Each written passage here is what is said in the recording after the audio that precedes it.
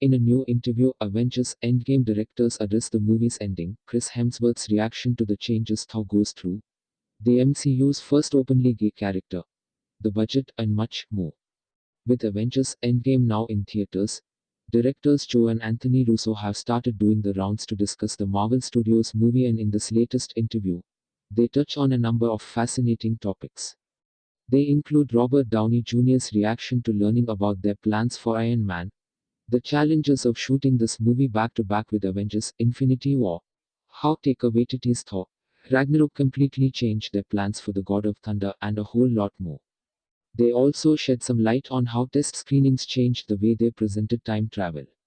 In addition, the filmmakers touch on the now controversial decision to have Joe Russo play the Marvel Cinematic Universe's first openly gay character during the therapy scene with Steve Rogers. Please do subscribe if you're new to this channel for more interesting topics and to know about the upcoming Marvel characters too. Here we go. Question number 1. The God of Thunder's unexpected new look. The Russo brothers took Thor down a very different route in Avengers Endgame, as the impact of Thanos' actions literally turned him into an overweight drunk. Now, Anthony has shed even more light on his transformation, and whether Hemsworth was on board with changing the foundations of the character so greatly. Director's reply: he was on board. We talked to him early on about it. That was born from us just thinking about, on an individual level, how each of the Avengers were moving forward from the moment at the end of Infinity War. How they were dealing with the pain of having lost to Thanos and the pain of losing everyone.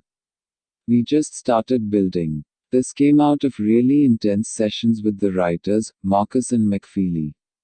We just started circling this character, who was really blaming himself.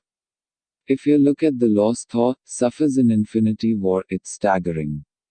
From the beginning of the film, when Thanos attacks his ship, kills Loki and Heimdall and much of his people, and all the way through to his failure to stop Thanos, we started thinking about how that would weigh on him, and what that would do to him. We started circling this idea of depression and throwing that out in a way that we thought was really surprising and interesting. Question number 2. How they made Thor fat and Steve Rogers old. Asked about the process of making the hunky Chris Hemsworth look like a fat drunkard. Answer: Russo explained that there was a good reason for that transformation, while also shedding some light on how he was transformed. It was mostly CG. Thor suffered more loss than anyone else. He has been living in constant pain and regret. As for Captain America's transformation into an old man, he added 95% CG, 5% makeup. But the voice was 100% Evans, no modification for that. Question number 3. Why they chose Iron Man to wield the Infinity Stones. When it comes to making the ultimate sacrifice to stop Thanos, it's Iron Man who manages to wield the power of the Infinity Stones, as he turns the Mad Titan and his entire army to ash. The question is, why was Tony Stark the one chosen by the Russo brothers to take the fall? Director's explanation: Thor in this movie couldn't do it, only Hulk was strong enough to do the snap without dying. We are still not sure whether Captain Marvel can also withstand all the power of Infinity Stones at once. The reason we choose to let Iron Man do it in the end was because he was the closest one to Thanos at the time. In all the futures Doctor Strange foresee, Iron Man was the only one who could get close to Thanos and do the snap.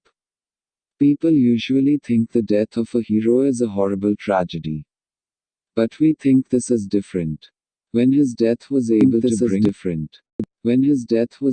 bring back hope, to save half of the universe, then his death was powerful and meaningful.